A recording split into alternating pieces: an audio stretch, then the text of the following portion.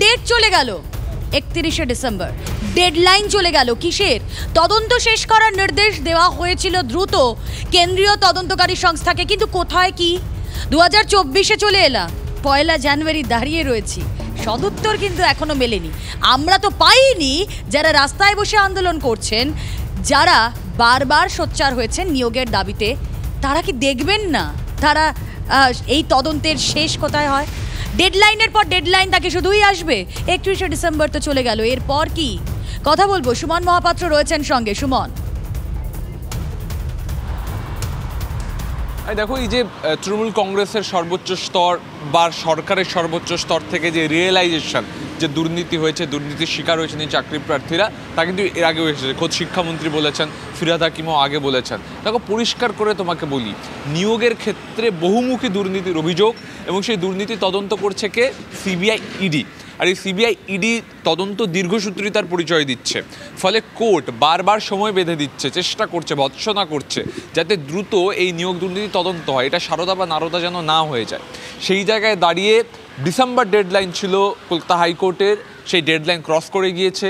যেটা জানা যাচ্ছে 9th of January, অর্থাৎ 9 জানুয়ারি সিবিআই তাদের কিন্তু রিপোর্ট পেশ করতে পারে কলকাতা হাইকোর্টের ডিভিশন বেঞ্চে। পাশাপাশি তোমাকে বলে রাখি, একই দিনে কিন্তু ডেডলাইন ক্রস হয়ে যাচ্ছে সুপ্রিম কোর্টেরও প্রাথমিক নিয়োগ সংক্রান্ত মামলা।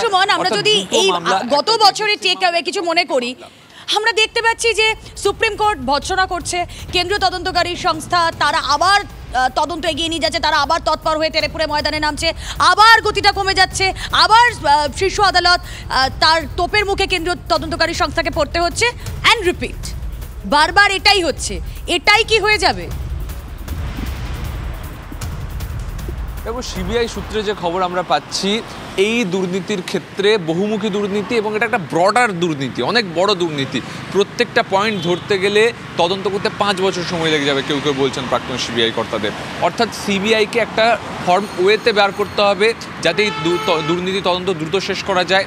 সিবিআই সেখানে কার্যত মহাসমুদ্রে দুর্নীতি খুঁজছে, এত বিরাট পরিমাণের দুর্নীতি। সেই জায়গায় দাঁড়িয়ে যোগ্য চাকরি প্রার্থীরা রাস্তায় বসে আসছেন, অযোগ্য দুর্নীতি করে যারা চাকরি পেয়েছে তারাও অপেক্ষা করছেন, আমরাও অপেক্ষা করছি। এই যে দীর্ঘসূত্রিতায় তারা যেন তাদের দাবি থেকে বঞ্চিত না হন যারা ওই রাস্তায় বসে রয়েছে।